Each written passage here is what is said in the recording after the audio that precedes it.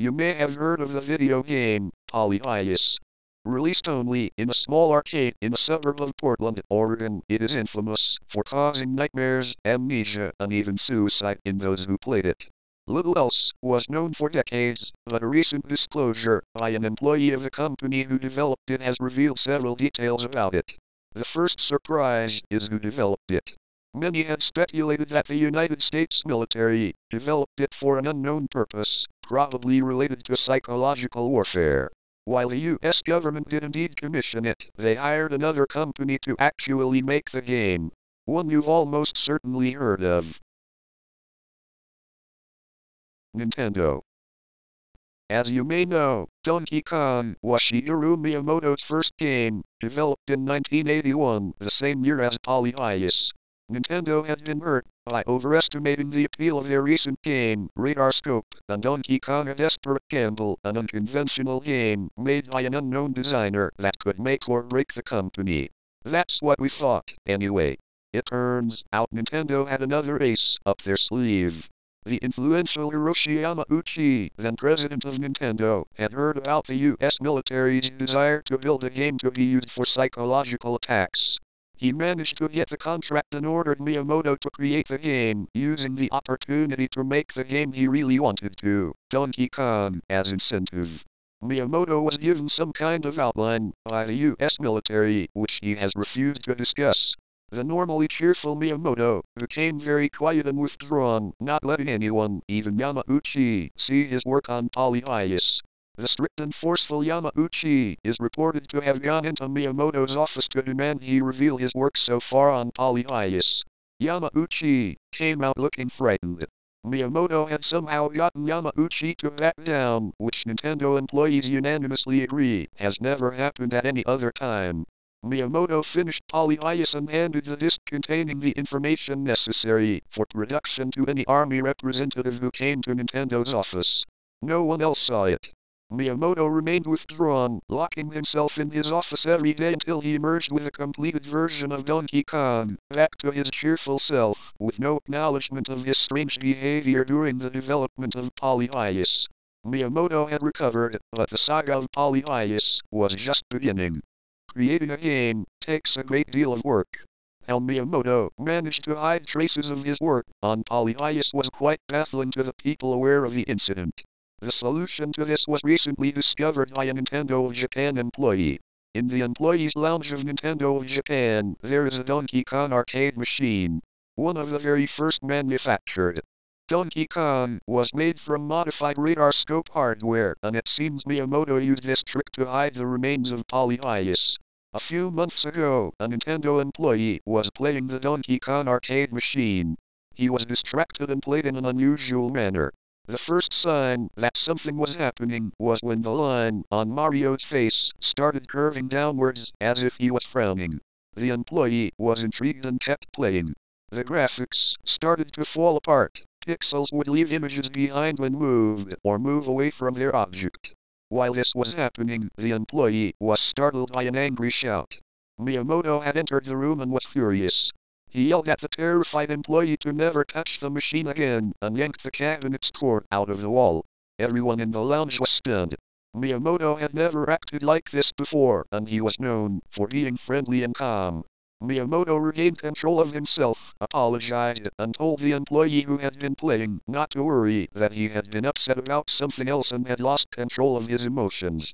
The employee, familiar with the real development history of Polybius, didn't believe him. He knew he was onto something and managed to take a disc with a copy of the original code of Donkey Kong home with him.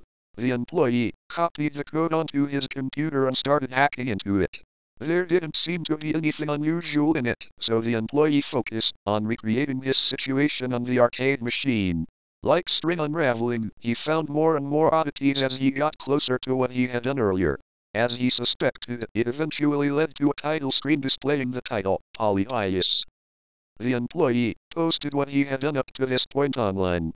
The last thing anyone heard from him was that he was about to play the mythical game. It is unknown what happened next. The employee committed suicide, one of the most gruesome ever reported in Japan. Someone who lived close by had been among those who read the employee's progress reports online, and he saved them. The employee had destroyed his computer during the suicide, so the police found no evidence that Polybius was involved. The person who made the copy confronted Miyamoto, showing him the proof that Polybius was involved. Using it for blackmail, he got Miyamoto to give him an off-the-record summary of Polybius, which has been made public online. The only leaked details of Polybius's gameplay have been that it was similar to Tempest and had Amoebas as enemies. The Tempest part is true. The game takes place against a solid black background where you control a human head that moves back and forth, shooting enemies that come at you with scaling that emulates 3D movement. The enemies are easy to mistake for amoebas, but if you look closely, they're actually faces with different expressions on them. The enemy names and descriptions Miyamoto gave are as follows. Hope, a twisted, threatening smile with no eyes. Love, a blank expression, the eyes are lifeless. Truth, a sad face, with red tears visible below the eyes. In a novel twist, for the time, each enemy is dealt with differently. Your character shot only works on the hope enemy. Love should simply be avoided, while you should let truth collide with your character. There is a bright flash whenever you fail to do the right thing to an enemy type, but the game has no lives and can only end if no buttons are pressed for 30 seconds. The flashes have a physical and mental effect on the player. The game enforces a normal 3 lives rule with them.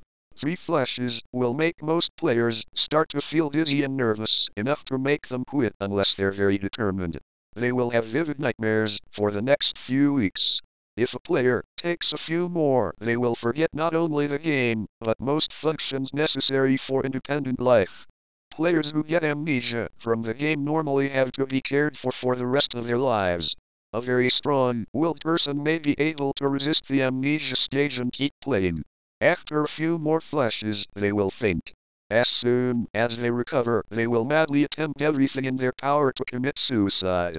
The army kept one person who experienced this alive. After nearly 30 years, he still has to be watched every second to prevent him from killing himself. This was all the information Miyamoto was willing to give, but there were still quite a few unanswered questions about Polybius. With this information released to the internet, the hunt for more was on. Someone claiming to be involved in the project has come forward online.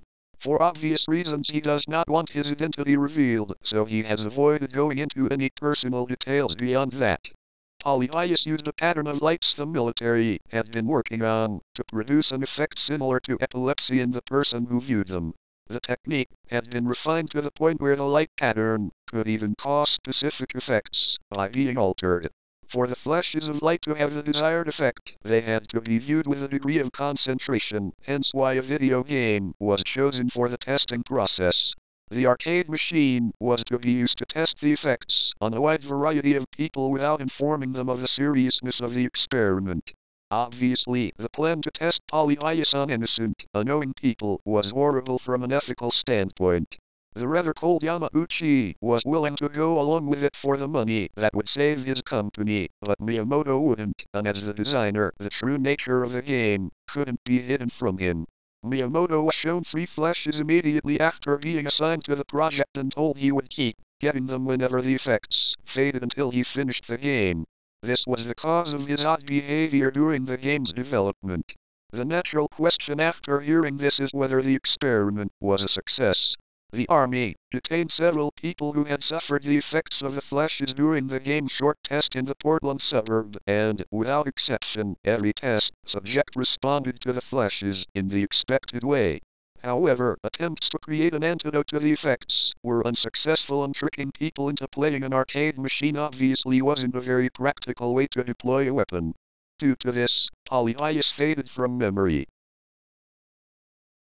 Until, that is, technology made a few advancements. The level of concentration needed to make the flashes have their effect can be attained by reading text. The flashes themselves are fairly easy to display on any type of monitor. Now that computer monitors displaying text and linked to a limitless network are so common, I'm sure you can put 2 and 2 together.